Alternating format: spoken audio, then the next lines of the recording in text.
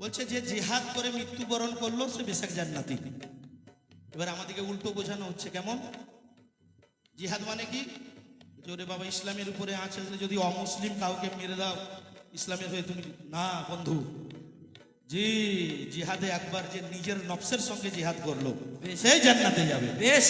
জিহাদে একবার নিজের নফসের সঙ্গে যুদ্ধটাই বড় যুদ্ধ আছে।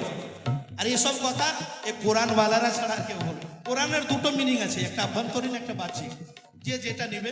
কিন্তু আমরা কোরআন ওয়ালা কাছে পেয়েছি, আমরা খুশ নসিব আছি ভাই। শুন না, শের কোরআন আর আলী, কোরআন আর আলী, আলী আর কোরআন বলছে একে অপরের সঙ্গে এমন সম্পর্ক। কেমন সম্পর্ক?